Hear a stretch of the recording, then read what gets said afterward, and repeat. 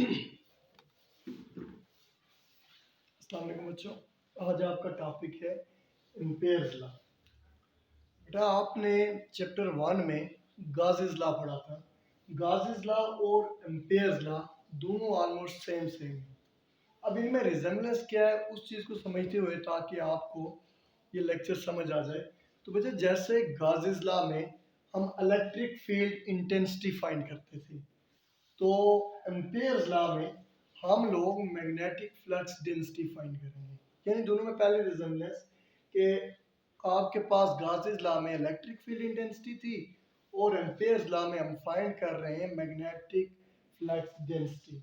दूसरे नंबर पे जो गाज़िस लॉ था, गाज़िस लॉ में हम क्या काम करते थे, हम एक चार्ज लेते थे, एक चार्ज को हम क्लोज करते थे गाज़ियन सरफेस के अंदर। तो आपके पास एम्पेयर्स लॉ में हम एक करंट कैरिंग कंडक्टर लेंगे, उसको आप एम्पेरियन सरफेस के अंदर क्लोज करेंगे। तीसरे नंबर पे इनमें रिजेम्बलेंस जो एक जैसे स्टेप है वो क्या है कि गाज़िस लॉ में आप एक 3 डायमेंशनल क्लोज और इमेजिनरी सरफेस कंसीडर करते हैं जिसको आप कहते हैं गाज़ियन सरफेस, जबकि आपके पास जो एम्पेयर्स लॉ है इसमें आप 2 डायमेंशनल क्लोज सरफेस यूज करते हैं जिसको हम नाम देंगे एम्पेरियन सरफेस। ठीक है। उसके बाद आप देखें जो गाज़िस लॉ है, गाज़िस लॉ में जो आपके पास एप्सिलॉन नॉट टाइम यूज होता है और यहाँ पर म्यू नॉट टाइम यूज होता है परमिएबिलिटी ऑफ फ्री स्पेस की जगह। अब अच्छे हम अपना लेक्चर स्टार्ट करते हैं एम्पेयर्स लॉ। एम्पेयर्स लॉ क्या है बेसिकली, इसकी सबसे पहले हम डायरेक्ट स्टेटमेंट पे आएंगे।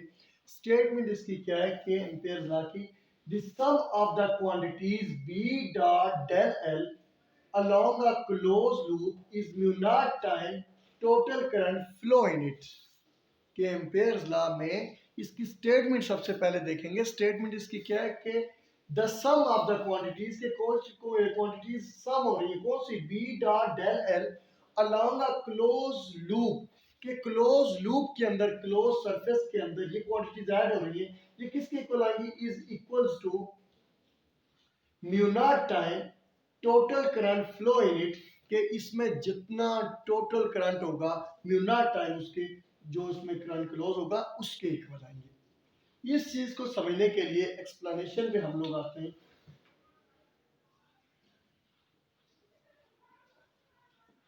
एक्सप्लेनेशन के लिए बच्चे आपको थ्योरी सबसे पहले लिखनी पड़ती है कि हम लोग काम क्या कर रहे हैं यहाँ पर। ये गाज़िस जो एम्पेयर्स लॉ है इसको प्रूफ करने के लिए हमें क्या क्या चीज़ चाहिए। सबसे पहले बेटा आपके पास एक रॉड होगा, करंट कैरिंग वायर होगी जिसमें से करंट अपवर्ड डायरेक्शन में फ्लो कर रहे हैं। तो हम ये कहेंगे एक करंट कैरिंग रॉड है आपके पास जिसमें करंट अपवर्ड डायरेक्शन में फ्लो कर रहे हैं। अब चूंकि हमने पढ़ा हुआ है कि करंट कैरिंग रॉड में मैग्नेटिक फील्ड इसके अराउंड जनरेट हो जाती है, कि अगर इसमें से करंट फ्लो कर रहा है तो इसके अराउंड मैग्नेटिक फील्ड जनरेट हो जाएगी। तो उस मैग्नेटिक फील्ड की डायरेक्शन आया कि क्लॉकवाइज है या एंटी क्लॉकवाइज है, इस चीज को हम राइट हैंड थंब रूल से चेक कर लेते हैं। जैसे अगर करंट यहाँ पर अपवर्ड डायरेक्शन में फ्लो कर रहा है जैसे यहाँ पर दिखाया गया है, तो हम अपने करंट कैरिंग रॉड को राइट हैंड में पकड़ेंगे और आपका जो थंब है ये किसकी डायरेक्शन में होना चाहिए, करंट की डायरेक्शन में होना चाहिए, और जो कर्लिंग फिंगर्स है ये किसकी डायरेक्शन को शो करेंगी, मैग्नेटिक फील्ड की डायरेक्शन को शो करेंगी। अगर आपके पास ये रॉड इसमें करंट अपवर्ड फ्लो कर रहा है तो इसमें मैग्नेटिक फील्ड इस तरह होगी, एंटी क्लॉकवाइज डायरेक्शन में होगी। अब अच्छा हमने क्या चीज कैलकुलेट करना, क्या है हमने एम्पेयर्स लॉ क्यों यूज करते हैं, हम लोग Ampere's law magnetic flux density को फाइंड करने के लिए कि इस रॉड के अक्रॉस, इस रॉड के पास कहीं पे भी किसी पॉइंट पे अगर आपको मैग्नेटिक फ्लक्स डेंसिटी फाइंड करनी हो तो आप एम्पेयर्स लॉ की मदद से उसको फाइंड करेंगे। तो इस चीज के लिए हम सबसे पहले यहाँ तक हम इसकी थ्योरी वगैरह लिख लेते हैं। हम ये कहेंगे consider a current carrying rod in which current flow upward direction. Due to current carrying rod, the magnetic field established around the rod, according to right hand rule, the direction of magnetic field produced by the current carrying rod is anti-clockwise direction. अब उसके बाद हम ये बताएंगे हमें करना क्या है, we have to calculate magnetic flux density across the rod, हम इस रॉड के नियर द रॉड हम मैग्नेटिक फ्लक्स डेंसिटी को फाइंड करेंगे।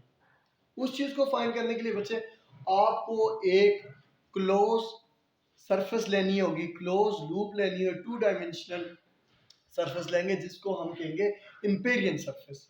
तो मैं इसको किस तरह कहूँगा, हम ये कहेंगे consider a close imaginary surface having radius r which is known as Empyrean surface by which we find the magnetic flux density। क्या हमने अगर magnetic flux density यहाँ पे फाइंड करनी है, इसके गिर्द आप एक Empyrean surface को कंसीडर कर लेंगे, ठीक है। और Empyrean surface की क्या प्रॉपर्टी होनी चाहिए, ये क्लोज होनी चाहिए और उसके बाद ये 2 डायमेंशनल होनी चाहिए। जैसे ये आपके पास मार्कर है, इसके गिर्द इस तरह की हमने एक सर्कुलर फॉर्म में एम्पेरियन सरफेस कंसीडर कर लेनी है। उसके बाद मुझे क्या करना है, हम लोगों ने हम ये देखते हैं कि ये जो आपके पास बी डॉट डेल एल है ये फाइंड करेंगे। अब B dot del L dot product ये मैग्नेटिक फील्ड और लेंथ का, इसमें एरिया नहीं है बल्कि आपका गाजी सरफेस में हम एरिया कंसीडर करते हैं, तो यहाँ पर हम लेंथ कंसीडर करेंगे। अब लेंथ कंसीडर करेंगे, लेंथ क्या है, ये सर्कुलर फॉर्म है, जैसे वाई होती है सर्कुलर फॉर्म में, तो हमें dot product B dot del L is equal to B L cos of theta, ये जो फार्मूला यूज करेंगे तो ये वैलिड होता है आपके पास फ्लैट सरफेस के लिए। कौन सी सरफेस के लिए, फ्लैट सरफेस के लिए। जैसे हमने work done by variable force पढ़ा था, उसमें फोर्स और डिस्प्लेसमेंट का आपने डॉट प्रोडक्ट लिया था, तो इस कर्व पाथ को हमने छोटे छोटे पैचेस में डिवाइड कर दिया था और हर एक पैच क्या चीज थी, फ्लैट थी। इसी तरह हमने ये जो एम्पेरियन लूप है इसको हम छोटे छोटे n नंबर ऑफ पार्ट्स में डिवाइड कर लेंगे ताकि हर एक पार्ट जो वो क्या हो, फ्लैट हो। जैसे यहाँ पर मैंने यहाँ से लेकर ये पहला पैच डिवाइड कर दिया, डेल L1 है, यहाँ से यहाँ तक ये डेल L2 है, यहाँ से यहाँ तक डेल L3 है, फिर डेल L4 और up to so on del Ln। हम इसको डिवाइड कर देंगे n नंबर ऑफ इंटरवल्स में, हम इसको डिवाइड कर लेंगे और इसको लिखेंगे किस तरह, हम ये कहेंगे consider an Amperian surface around the rod by which we find the magnetic flux density as Amperian loop is divided into small length interval, small length del L1, del L2, del L3 and del L4 up to so on del Ln। अब अच्छा यहाँ पर magnetic field देखते हैं, magnetic field किस direction में है। आपको पता है मैग्नेटिक फील्ड जो है इसके हमेशा क्या होगी, टेंजेंट होगी। क्या होगी, टेंजेंट। अगर हम यहाँ पर देखते हैं इसका टेंजेंट आपके पास ये आ गया, मैग्नेटिक फील्ड इस डायरेक्शन में, ठीक है। उसके बाद हमारे पास देखिए बच्चे क्या होगा कि मैग्नेटिक फील्ड टेंजेंट है तो मैग्नेटिक फील्ड को उसके कंपोनेंट्स में रिजॉल्व करेंगे। मैं यहाँ पर इसको उठाकर दोबारा बना देता हूँ ताकि आपके जहन में आए कि कंपोनेंट में किस तरह रिजॉल्व किया हुआ है हमने।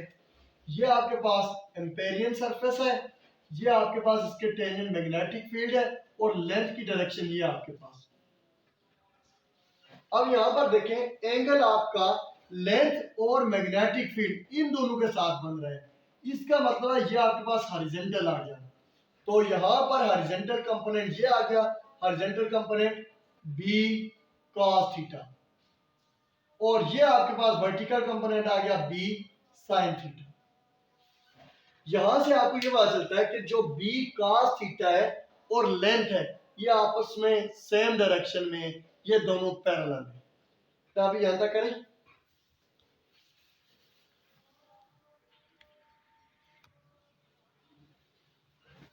अच्छा वैसे हम ये पढ़ रहे थे, यहाँ पर हमने ये बताया था कि ये आपके पास इसके परपेंडिकुलर कंपोनेंट्स देखे, चूंकि एंगल यहाँ पे बन रहा है लिहाजा ये x कंपोनेंट होगा, b cos थीटा ये होगा और इसका परपेंडिकुलर इस तरफ b sin थीटा आपके पास आ जाएगा।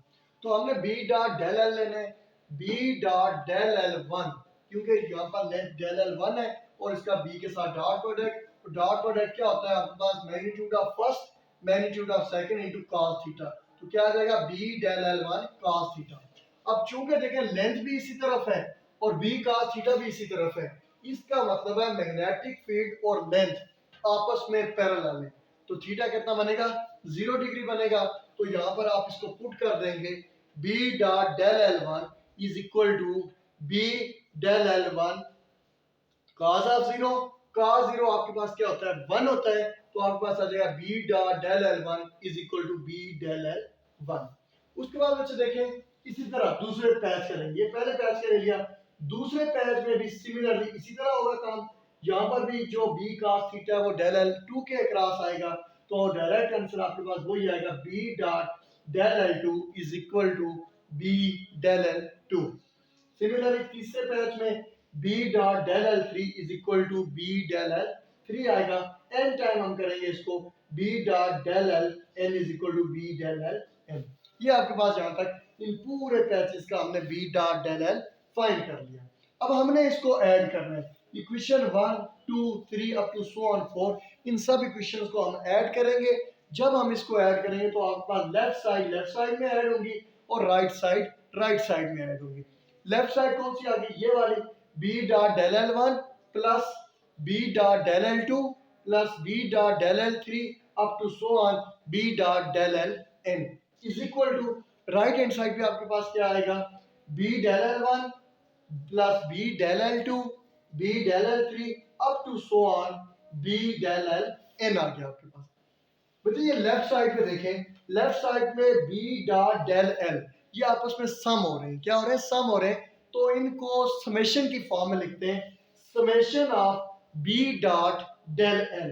अब कहां से स्टार्ट हो रहे हैं, ये 1 से स्टार्ट होकर n टाइम जा रहे हैं, लिहाजा initial value i is equal to 1 होगा, इनिशियल वैल्यू कहां तक जा रहे हैं n तक, तो b dot del l is equal to, और ये जो राइट साइड है, राइट साइड में देखें मैग्नेटिक फील्ड b जो है ये कांस्टेंट है, तो इसको कॉमन ले लें, तो आपके पास कॉमन ले लिया तो बाकी क्या बचा, यहाँ से b common, del l1 plus del l2 plus del l3 up to so on del ln।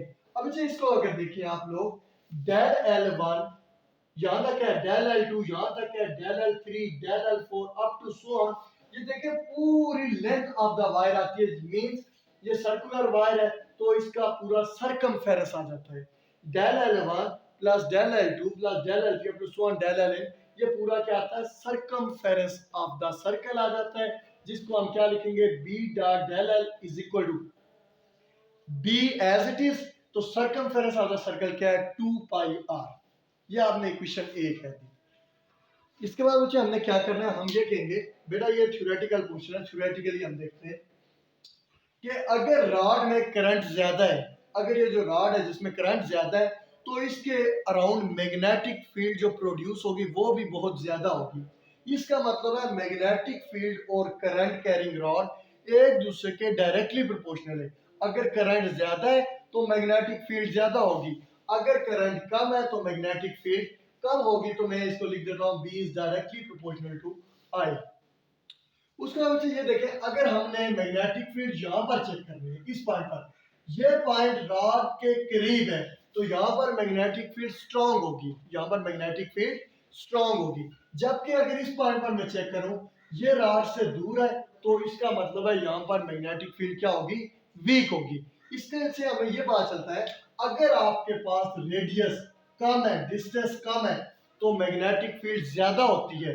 अगर आप दूर किसी डिस्टेंस में मैग्नेटिक फील्ड चेक करना चाह रहे हैं तो वहां पर मैग्नेटिक फील्ड की स्ट्रेंथ क्या होगी कम होगी। It means magnetic field inversely proportional to distance from the source. तो हम इसको इनवर्सली प्रोपोर्शनल के केस में b is proportional to 1 upon i। अब इन दो को कंबाइन कर लें, b आ गया प्रोपोर्शनल है कैसे i डिवाइडेड बाय r आ गया। जब इनको कंबाइन किया तो हमारे पास आ गया b is proportional to i divided by r। अब प्रोपोर्शनल के साइन को जब हम चेंज करते हैं साथ इक्वल और कांस्टेंट मल्टीप्लाई करते हैं तो b इज इक्वल टू यहाँ पर कांस्टेंट क्या है mu naught divided by 2 pi constant है, साथ i divided by r as it is. इस कांस्टेंट को लास्ट में हम डिफाइन करेंगे, पहले हम इसको सिंपलीफाई कर देते हैं। मतलब देखिए ये 2 पाई और r इधर डिवाइड हो रहे हैं तो अगर b के साथ इनको दूसरी साइड ले जाए तो ये मल्टीप्लाई हो जाएंगे, यानी 2 पाई r इधर डिवाइड है, नेक्स्ट स्टेप में ये b के साथ क्या हो गया मल्टीप्लाई हो गया और यहाँ पर म्यू नॉट i बच गया। इसको आप नाम दे दें इक्वेशन b का। ठीक है बच्चे, अब बेटा देखें इक्वेशन a में b इंटू 2 पाई r मौजूद है तो यहाँ पर b इंटू 2 पाई r मौजूद है तो आप इक्वेशन b में से वैल्यू उठाकर b इंटू 2 पाई r की इक्वेशन a में पुट कर दें। तो ए क्या आ जाएगी आपके पास, यूजिंग बी इन ए क्या आ जाएगी, I is equal to 1 into N B dot del L is equal to, equal के बाद क्या है, B into two pi R है, तो B into two pi R किसके इक्वल है, म्यू नॉट आई के इक्वल है, तो हमने लिख दिया म्यू नॉट आई। ये आपके पास टॉपिक था। म्यू नॉट क्या चीज है बच्चे, म्यू नॉट आपके पास परमीएबिलिटी या फ्री स्पेस है, और इसकी वैल्यू होती है 4 pi multiply 10⁻⁻7 weber per metre per ampere. तो ये आपका टॉपिक था एम्पियर्स लॉ। नेक्स्ट कल हम नेक्स्ट टॉपिक के साथ आपकी खिदमत में हाजिर होंगे। अल्लाह हाफिज।